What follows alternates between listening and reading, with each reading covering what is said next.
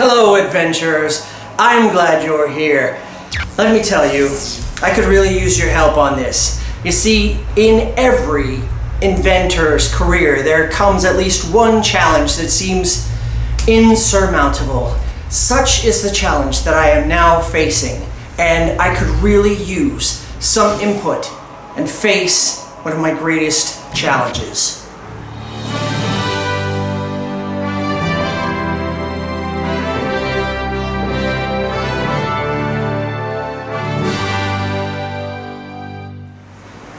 As I said, this is one of the greatest challenges that I have ever faced as an inventor.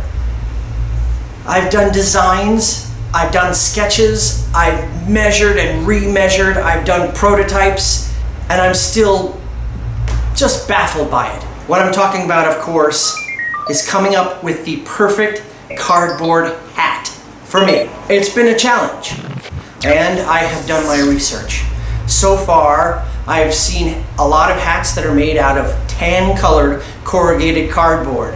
This is where I want to go. But first, let me tell you about a recent prototype that I developed and share my woe with you.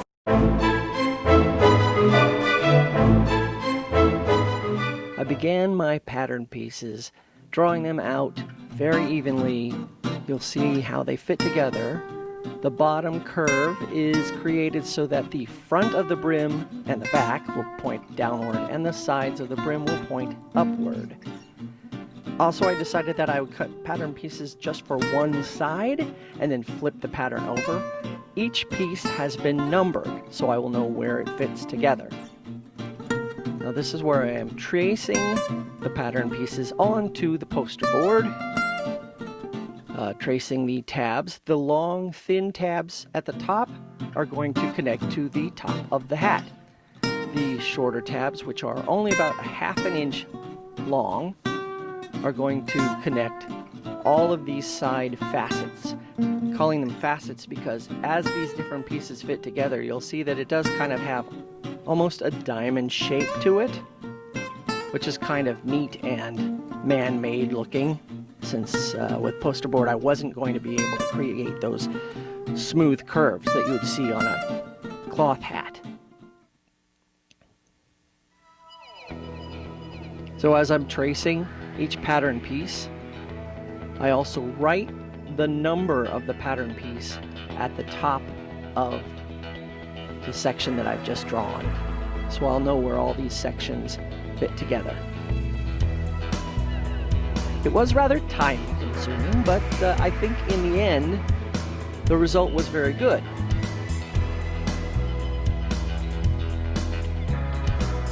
All total, I think there was about 24 separate sections to the crown of the hat.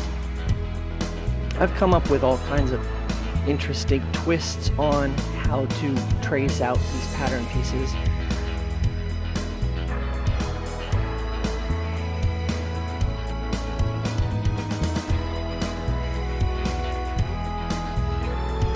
Now you'll notice here that I am doing tabs on both sides of this pattern piece.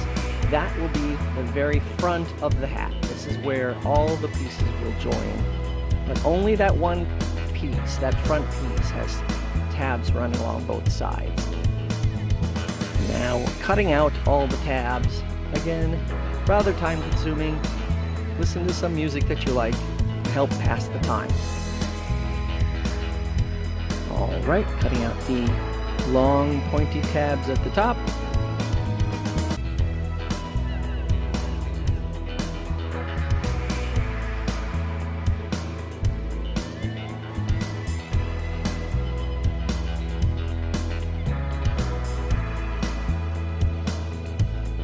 I think it turned out pretty well, as you'll see once the pieces all start getting connected together.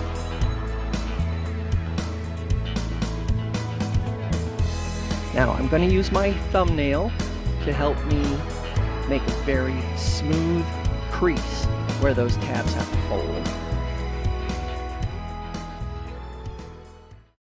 Now there's the front piece. As I said, there's rows along both sides of that front piece. So that's where it's all going to fit together.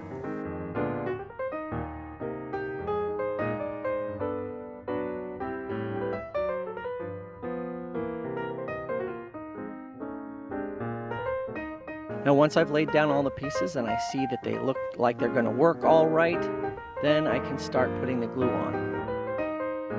I would put glue on somewhere between 2 and 4 tabs. I think in the end I found that 2 or 3 tabs was best. That would help me to create a smooth bend in the cardboard. So let's say 3 tabs at a time. I put the glue on, I smear it down with my fingers so that I can be relatively confident that it's not going to flow out of the sides. And then press the pieces together. Do that for all of the different sections of the crown of the hat. It's got a very nice curve, and at this point I was very confident about how those pieces were fitting together.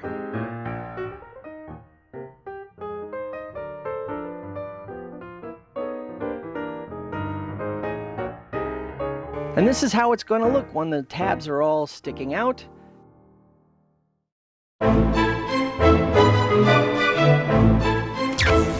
One of the big challenges, my friends, is that I, being such a thinker as I am, have an unusually shaped cranium. And let me show you what my solution for finding just the right shape will be. This was a wire hanger. I untwisted the hook part and then gradually wrapped it around my head until it fits just right. And when that's the case, I then have the shape that I'm going to need to follow. This here, that's the front of my skull. That is where so many designs come from. But you can see, not many hats are shaped this narrow, and thus the reason why I'm convinced I have to make my own hat. Here's the wire frame. That's the shape of my head. And here's the pattern of the brim. I did widen the front a little bit just to make it a little symmetrical. I put marks where the front and the back of the hat will be, and then trace the pattern onto the corrugated cardboard. I want tabs to help me attach the brim to the crown, so I'm using the ruler to give me a width, just following it around the outer edge. And then I go in and draw lines to separate those little tabs, just a finger width. I just kind of randomly chose a width. I'm going to use the fine point art knife. First I'm going to cut the outer edge, cut this whole brim section loose. It's just going to be easier to work with. Slow and careful.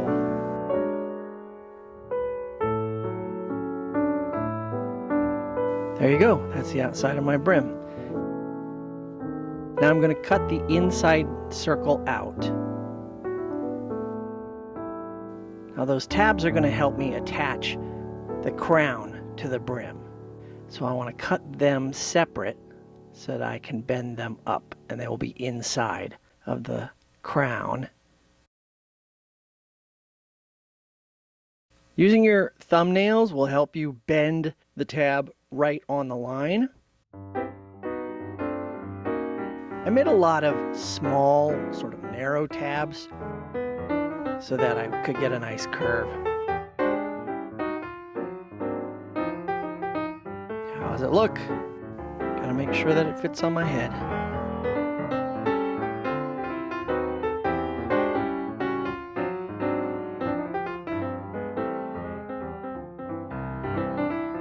I think I made a measure about 6 or 7 inches height, about 24 inches all the way around. And I'm going to give myself about an inch of overlap. Place that in the back. Now the bottom of the crown is not going to have tabs. those brim tabs are going to go up into the crown. But the top of the crown is going to have tabs, and that will attach to the top of the hat.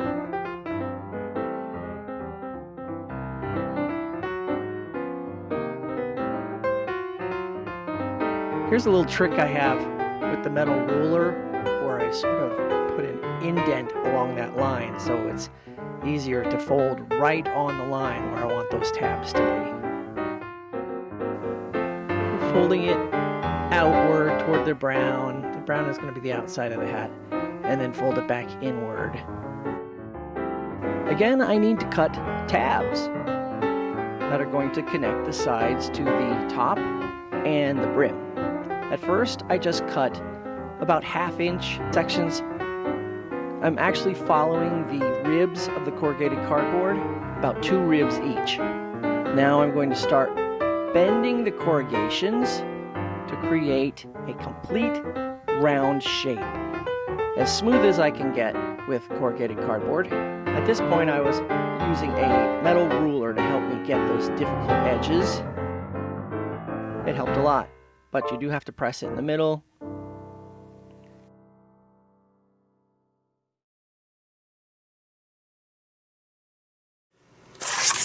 But I'm not sure what I want to do with these. I think I might get rid of half of them. Let's do that. So just go through with my art knife and cut through every other tab. Just pull them out like a sawtooth pattern or a grandma's teeth pattern, as some people might call it. I did decide that the brim started looking too high, so I cut off another inch or so. In the end, even that was looking a little bit high, but it's Dickensian, it's fine. I'll get a little tricky in those folded areas. That'll be fine.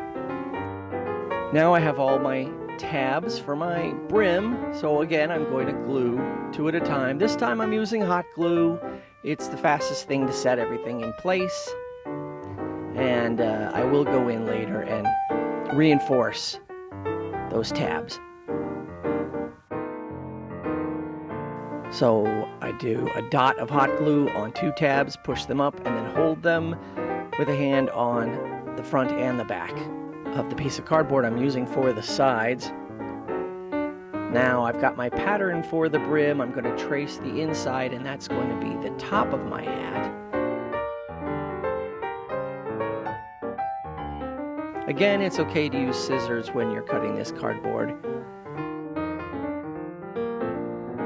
And I like the weight and the color of the pizza box.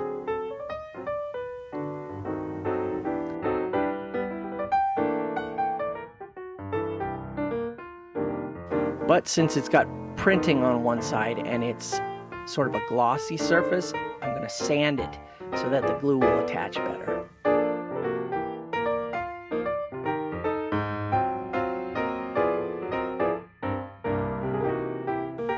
Let's make sure that it fits okay, looks all right. Now, again, here we go.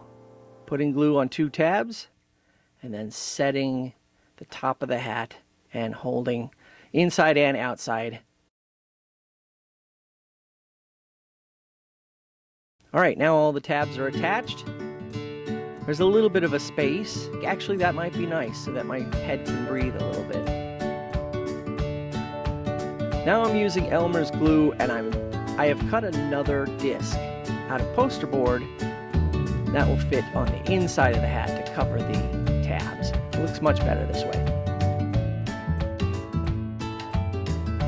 Now to help hold the tabs along the brim, I'm just going to use some duct tape. Got some nice red duct tape. Just ran around where the joint is and cover up those tabs. Also, that'll help keep the sweat off the cardboard. At this point, I am rolling the edges, just using the ribs to help me roll the 2 outside pieces. Give it a nice curve.